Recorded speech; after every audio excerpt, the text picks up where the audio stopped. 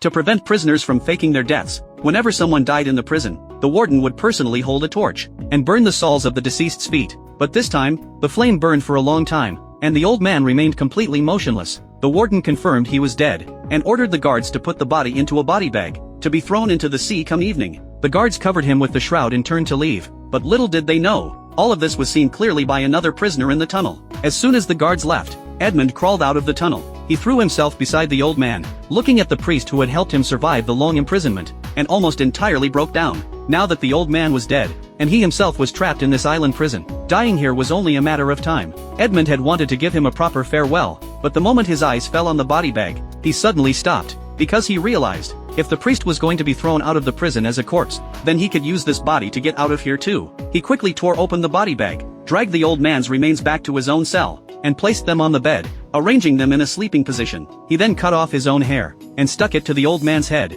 doing his best to disguise the body as himself. After finishing the setup, he returned to the old man's cell, pried open a stone on the wall with a small knife, and pulled out a rolled-up piece of paper from inside. It was exactly the treasure map the old man had left him before he died, telling him that a fortune capable of changing his destiny was hidden on the island of Monte Cristo. Edmund didn't have time to look closely, so he could only hide the treasure map on his person. He then slipped into the body bag, and sewed the bag shut with a needle and thread. For someone who had been locked up for 14 years, this was no longer a risk, but the last chance to stay alive. In the evening, the two guards returned to dispose of the body. When they lifted the body bag, it felt noticeably heavier than expected, but neither of them thought much of it. To them, disposing of the dead in the prison was just a repetitive daily chore. To prevent the body from floating to the surface, they tied a heavy iron ball to the bottom of the bag, then carried him to the edge of the wall, and threw him straight into the sea. The moment he hit the water, the iron ball dragged Edmund downward. Seawater flooded into the cloth bag, immediately cutting off his breath. Fortunately, he had already hidden the knife on himself. In a life-or-death moment, Edmund desperately cut open the body bag,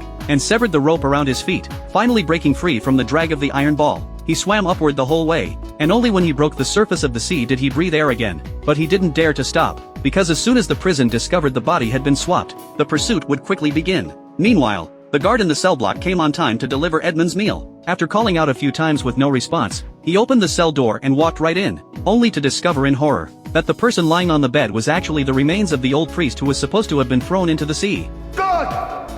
Call the governor!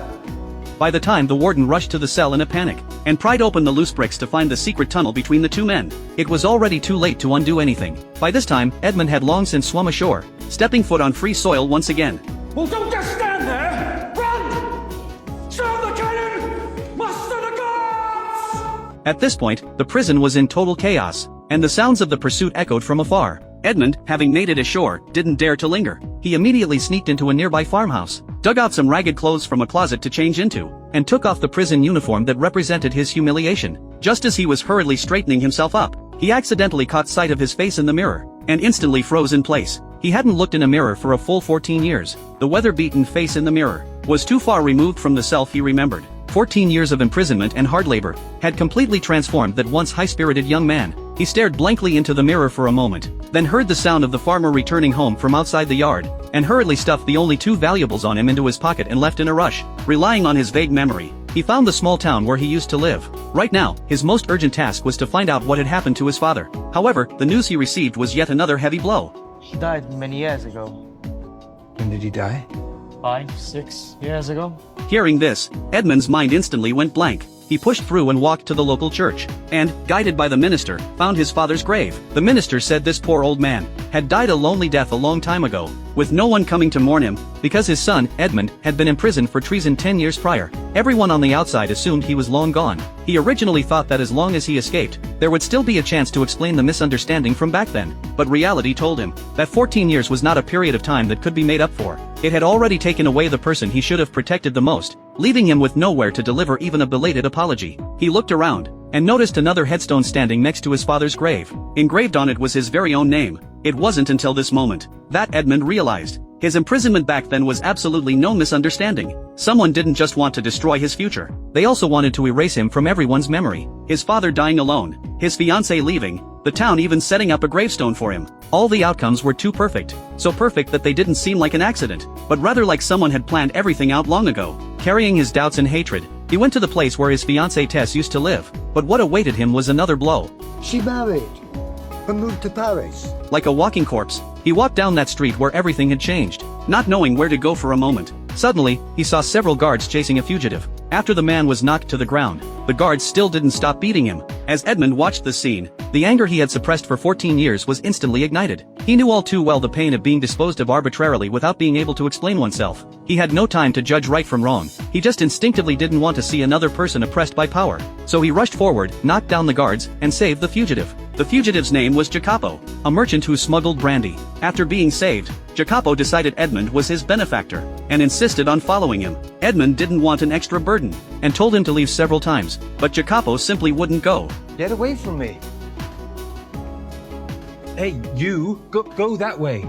While the two were arguing, the patrolling guards chased after them again. In a critical moment, they hid in a carriage, and were quietly taken out of the city by the driver, narrowly escaping the pursuit for the time being. On the way, Edmund learned from Jacopo that he had a boat anchored in the bay, only he didn't know how to sail. This news immediately gave Edmund a sense of direction, because he used to be a sailor, and sailing a boat was no challenge for him at all. He immediately offered to help, and then sailed the boat straight toward the island of Monte Cristo, instead of going back to Jacopo's hometown as Jacopo had intended.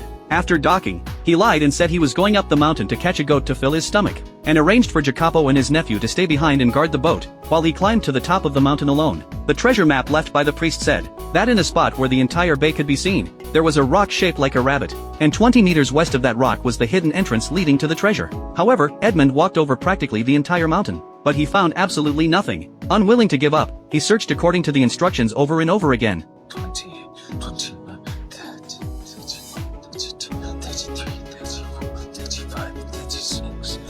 But still found nothing. Just as he was in complete despair, Jacopo ran up from the bottom of the mountain, saying the weather was clear and there were no signs of a rainstorm at all, and urged him to hurry down the mountain and sail the boat home. Since the boat belonged to Jacopo, Edmund had no choice but to leave with them. As the boat sailed away from the island of Monte Cristo, Edmund kept looking back constantly, and it was in this very glance that he noticed two stone pillars standing side by side at the top of the mountain, shaped exactly like the rabbit rock marked on the treasure map. His heart instantly swelled with excitement, but he suppressed his emotions and kept quiet, secretly memorizing the location. Not long after, they arrived at Jacopo's hometown. Jacopo's family, to thank Edmund for saving his life, hosted him with great hospitality. The whole family sat around the dining table, laughing and chatting. Jacopo even wanted to introduce his sister to Edmund to be his wife, which scared Edmund into hurriedly waving his hands in refusal. But none of this put Edmund at ease. Instead, it made him even more silent. If it hadn't been for that frame-up, he should have had a life like this too. He would be by his father's side, would start a family with Tess, instead of being like he was now, not even able to reveal his own identity. Late at night, he lay in bed tossing and turning, unable to sleep. The words the priest had spoken echoed in his ears over and over again. But where great treasure hoard is hidden, I believe it's still there. Finally, he couldn't wait any longer. While everyone was fast asleep, Edmund quietly stole Jacopo's small sailboat, and sailed towards the island of Monte Cristo once again. After daybreak, he landed on the island again. This time, he didn't search aimlessly, but went straight beneath those two giant rocks. He looked carefully according to the map's hints, and finally found a blocked opening behind the stones. Edmund moved the stones away, bent down, and crawled inside. At first, there was nothing special in the cave, but as he continued deeper, the sight before him stopped him in his tracks. Dozens of boxes, large and small, were scattered in the center of the cave. He eagerly opened them, and every single one was filled with all kinds of gold, silver, and jewels. He reached his hand into one of the boxes. Gold coins slipped through his fingers, clinking with a crisp sound in the silent cave. Edmund looked at the wealth before him, and finally understood that Abbe Faria had not lied to him. Edmund walked out of the cave, facing the morning light rising over the sea. At this moment, he was very clear. The young captain of the past who believed fate would treat him fairly, had already sunk into the sea along with that body bag, and the man walking out of the island of Monte Cristo was no longer just Edmund who had narrowly escaped with his life. He carried 14 years of unjust grievances, the truth behind his father's lonely death, and wealth sufficient to move all of high society. What he needed to do next was not to return to the past, but to use a brand new identity to find out who had sent him to prison.